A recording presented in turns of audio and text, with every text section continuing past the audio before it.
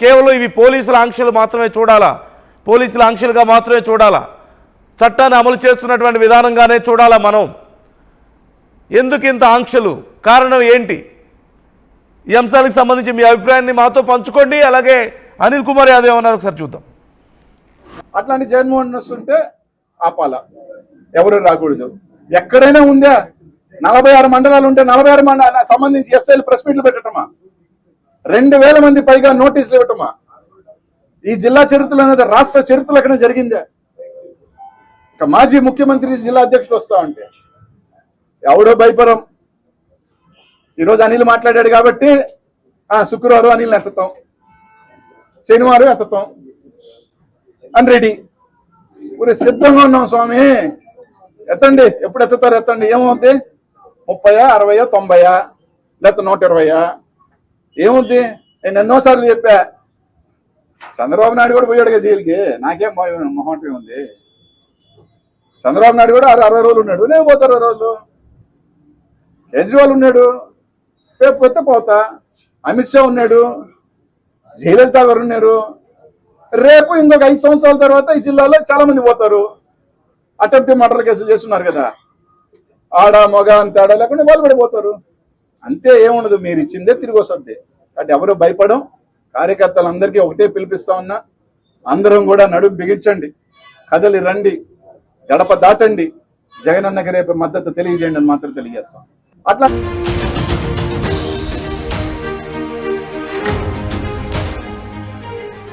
ఆంధ్రప్రదేశ్ రాజకీయాల్లో ఇవాళ మొత్తం చర్చ అంతా నెల్లూరు గురించే నడుస్తుంది. నెల్లూరులో ఉద్రిక్త పరిస్థితులు నెలకొన్నాయి. నేడు నెల్లూరు జిల్లాలో మాజీ సీఎం జగన్ పర్యటించబోతున్నారు. జగన్ వస్తుండటంతో జిల్లాలో హై సెక్యూరిటీని ఏర్పాటు చేస్తున్నారు. జగన్ పర్యటనకు భారీగా కార్యకర్తలు, అభిమానులు రావద్దంటూ పోలీసులు హెచ్చరిక జారీ చేస్తున్నారు. జన సమీకరణ చేయొద్దంటూ వైఎస్ఆర్సీపీ నేతలకు పోలీసులు నోటీసులు అందిస్తున్నారు. జిల్లాలో సెక్షన్ 30 అమలు చేస్తున్నారు పోలీసులు.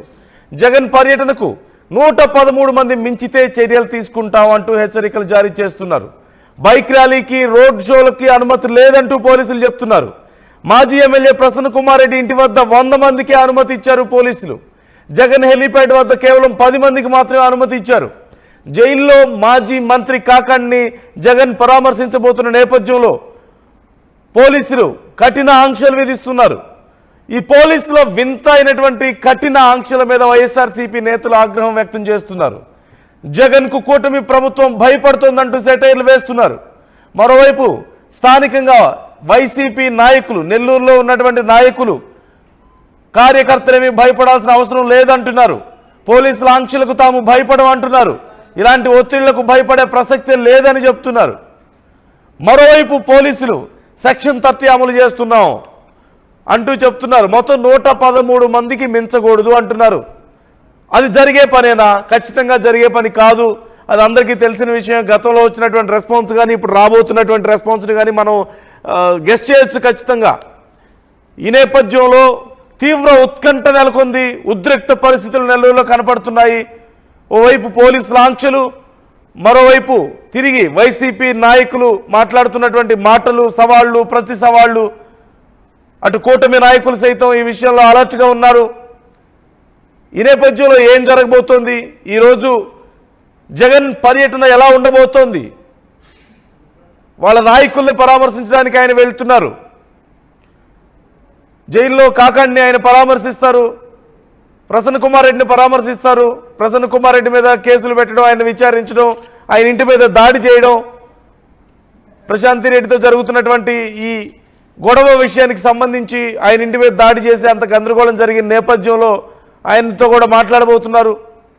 ఈ నేపథ్యంలో నెల్లూరులో గతంలో పూర్తిగా సీట్లు కోల్పోయినటువంటి వైసీపీకి ఈ పర్యటన చాలా కీలకం. ఖచ్చితంగా ప్రజలు ఎలా రెస్పాండ్ అవుతారు అనేది కూడా వైసీపీకి చాలా కీలకం. మరోవైపు ఇటు పోలీసుల ఆంక్షల నేపథ్యంలో ఎలా ముందుకెళ్తారు మరి అనేది చాలా ముఖ్యమైన అంశంగా మారింది. ఈ అంశానికి సంబంధించి ప్రస్తుతం అసలు పరిస్థితి ఏంటి, అక్కడ ఎవరు ఎలా ఉన్నా, ఎవరి ఏర్పాట్లు ఎలా ఉన్నాయి? ఓవైపు వైసీపీ ఎలాంటి ఏర్పాట్లు చేసుకుంటుంది, మరోవైపు పోలీసులు ఎలాంటి ఏర్పాట్లు చేస్తున్నారు, మరి కూటమి నాయకులు స్థానికంగా ఏం చేయబోతున్నారు? ఈ అంశాలకు సంబంధించి ఫుల్ డీటెయిల్స్ తెలుసుకుందాం. మా ఏపీ ఇన్పుట్ ఎడిటర్ కృష్ణమోహన్ మనతో జాయిన్ అవుతున్నారు. కృష్ణమోహన్, మొత్తం మీద ఈరోజు నెల్లూరులో చాలా ఉద్రిక్త పరిస్థితులు, ఎక్కడ చూసినా ఇదే చర్చ నడుస్తుంది. ఎలా జరగబోతోంది ఆయన పర్యటన అనే దాని గురించి చర్చ నడుస్తుంది. అసలు పరిస్థితి ఎలా ఉంది? వైసీపీ నాయకులు ఎలాంటి ఏర్పాట్లు చేసుకుంటున్నారు? పోలీసుల ఏర్పాట్లు ఏంటి? అటు కూటమి నాయకులు మరి ఏం చేసే అవకాశం ఉంది? ఈ సందర్భంలో వాళ్ళు ఎలా ఉండబోతున్నారు? ఓవరాల్గా సిచ్యువేషన్ ఏంటి అసలు అక్కడ? నెల్లూరు పూర్తిగా కూడా అష్టదిగ్బంధంలో ఉందని చెప్పాల్సిన పరిస్థితి అయితే చాలా క్లియర్గా కనపడుతుంది.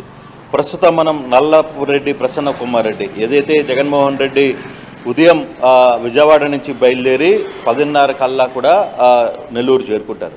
మొదటగా నెల్లూరు చేరుకున్న తర్వాత ఆయన అక్కడి నుంచి బయలుదేరి కాకాని గోవర్ధన్ రెడ్డిలో జైలు దగ్గరికి వెళ్తారు. కాకాని గోవర్ధన్ రెడ్డిని పరామర్శిస్తారు. అక్కడి నుంచి ప్రసన్న కుమార్ రెడ్డి దగ్గరికి ఈ ప్రాంతానికి వస్తారు. మనం చూస్తే ఇక్కడ పూర్తిగా కూడా ఈ ఏరియా మొత్తం కూడా పోలీస్ పహారా మధ్య ఉంది. ప్రసన్న ఇల్లు ఈ సందులోనే ఉంటుంది. మనం చూస్తుంటే ఎక్కడ చూసినా కూడా పోలీస్ వాహనాలు, పోలీస్ వ్యవస్థ, బ్యారికేడ్స్, కంప్లీట్గా కూడా ఎటువంటి ఎవరిని లోపలికి అనుమతి లేదు అనేది చాలా క్లీన్. ఇల్లు ఈ సందులోనే ఉంటుంది. మనం చూస్తుంటే ఎక్కడ చూసినా కూడా పోలీస్ వాహనాలు, పోలీస్ వ్యవస్థ, బ్యారికేడ్స్, కంప్లీట్గా కూడా ఎటువంటి ఎవరిని లోపలికి అనుమతి లేదు అనేది చాలా క్లియర్గా చెప్తున్నారు. కేవలం మనం చూసుకుంటే చివరికి సందుల్లో కూడా వెళ్లకుండా ఇనప కంచెల్ని కూడా ఏర్పాటు చేసిన పరిస్థితి మనం చూడొచ్చు. ఈ ఇనప లాంటి కంచెల్ని పోలీసులు ఎక్కడికక్కడ ఏర్పాటు చేసిన పరిస్థితి మనం చూడొచ్చు.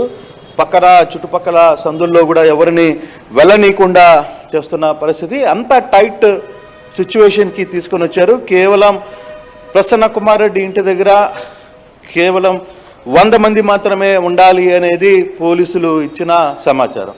మొత్తం మీద పోలీస్ స్టేషన్కి అంటే ఎయిర్పోర్ట్లో 10 మంది, తర్వాత అక్కడ దిగిన తర్వాత హెలిప్యాడ్ దగ్గర దిగిన తర్వాత అతను నేరుగా కూడా కాకాని గోవర్ధన్ రెడ్డిని కలవడానికి వెళ్తారు. కాకాని గోవర్ధన్ రెడ్డికి వెళ్ళడానికి అక్కడ కేవలం జైల్లో 3 మాత్రమే పర్మిషన్ ఉంది. ఆ తర్వాత ప్రసన్న కుమార్ రెడ్డి ఇంటికి వస్తారు. ప్రసన్న కుమార్ రెడ్డి ఇంటి దగ్గర కేవలం 100 మందికి మాత్రమే పోలీసులు పర్మిషన్ ఇచ్చారు. సో ఈ యాంగిల్లో కంప్లీట్గా ఎక్కడ చూసినా పోలీసులు బలగాలు ఇచ్చారు. ఈ రూట్లో నేను చూడొచ్చింది చాలా దూరం నడుచుకుంటూ వస్తున్నా పూర్తిగా కూడా ఎవరిని లోపలికి అనుమతి ఇవ్వడం లేదు.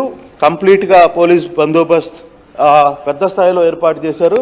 గతంలో నెల్లూరులో ఎప్పుడూ లేనట్టి టెన్షన్ వాతావరణం ఉంది. కేవలం ఈ ఒక్క సందే కాదు, పూర్తి కూడా నెల్లూరు చుట్టుపక్కల దాదాపుగా 20 చెక్ పోస్టులను ఏర్పాటు చేశారు. మిగతా వాళ్ళని ఎవరిని లోపలికి అనుమతి లేదు అనేది క్లియర్గా చెప్తున్నారు. ఇక్కడ ఎవరైతే అధికారులు ఉన్నారో వీళ్ళందరూ